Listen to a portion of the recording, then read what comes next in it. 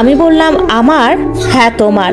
শাশুড়ি হিসেবে সবটা খুলে বলতে আমার সংকোচ হবে, তারপরেও তুমি যখন এমনভাবে কাতর হচ্ছ তাহলে তোমাকে সবটাই বলা উচিত। এরপর উনি আমাকে যে ভয়ঙ্কর সত্যটা খুলে বললেন তা শুনে আমি যেন কয়েক মুহূর্ত লজ্জায় আর মাথা তুলে তাকানোর সাহস পেলাম না।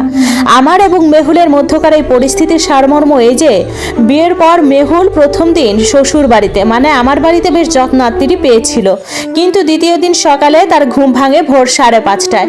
বিছানা থেকে উঠতে মেয়েটার খুব কষ্ট হচ্ছিল, তবুও ফ্রেশ হয়ে অজু করে নামাজ পড়ে রান্নাঘরের শব্দ শুনে বাইরে বের হয়। শাশুড়ি তার কাজের মেয়েকে মশলা বেটে দিতে তাগাদা দিচ্ছেন। মেহুলকে দেখেই তিনি বেশ আগ্রহ সহকারে এগিয়ে এসে বলে ওঠেন, ও বৌমা, ভালো করেছো এখানে এসেছো, বোয়ার সাথে একটু মশলা করে দাও তো। মেহুল কিছুটা আমতা আমতা করে জবাব দিয়েছিল, কিন্তু মা, আমার যে একটু শরীর খারাপ, ওভাবে বসতে আমার সমস্যা হয়ে যাবে।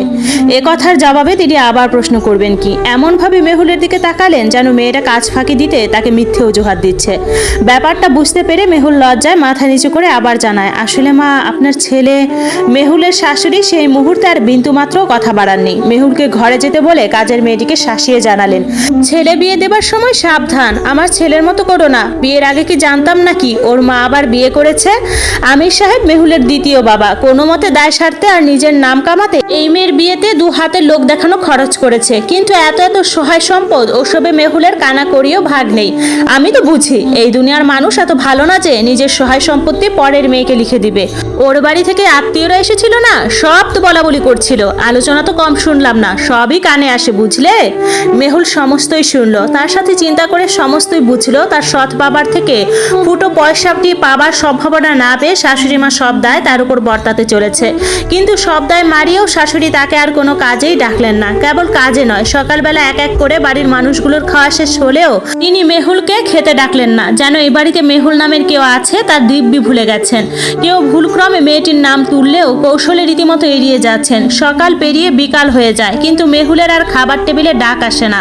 এমনকি সোয়াদও বিশেষ খোঁজ নিল না। সদ্য বিবাহিত স্ত্রীর খোঁজ করলো তখন যখন তার উদ্যম চাহিদার প্রবৃদ্ধি ঘটল।